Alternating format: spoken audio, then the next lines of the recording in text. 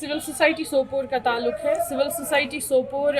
के साथ मैं 2018 ऑनवर्ड्स काम कर रही हूँ और जहाँ तक civil society for women's wing जो आज लॉन्च हुई है, इट्स अ नाइस इनिशिएटिव। औरतों को आगे आने की दावत दी गई है। औरतों का भी सिविल सोसाइटी में बराबर का हिस्सा होना चाहिए and the same thing motivates me कि that every woman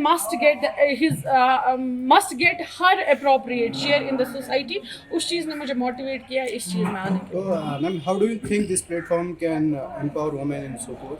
Empowerment comes from the mind, and when it comes to the women of Sopore, they are already much empowered, but they must show that empowerment in every field now. They need to come forward in civil society as well, not only in the educational sector or as entrepreneurs or as lawyers or as doctors, but they must come forward for being a civilized person, in creating the civilized society and for nurturing our society and for creating an aura that will create good and civilized and mature and sensitive human beings.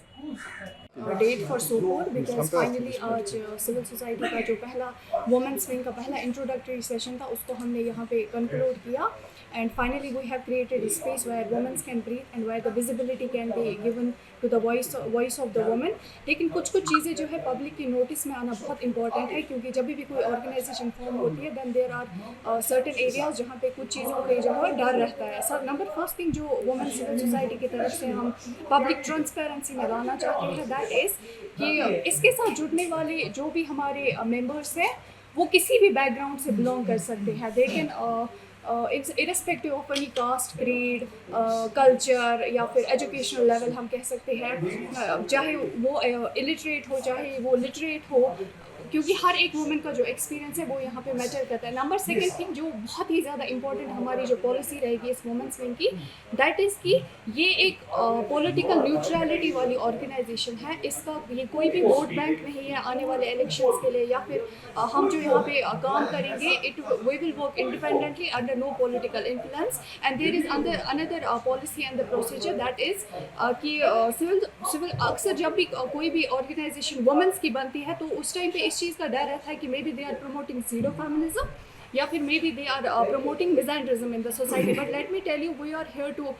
Care not to compete with anyone. तो इस हम under cultural चीज़ों को मद्देनज़र रखते हुए, traditional चीज़ों को मद्देनज़र रखते हुए या फिर रिलीजियस चीज़ों को मद्देनज़र रखते हुए we are here to empower womens. और यहाँ पे वन मोर जो पॉलिसी यहाँ पे रहेगी दैट इज़ कि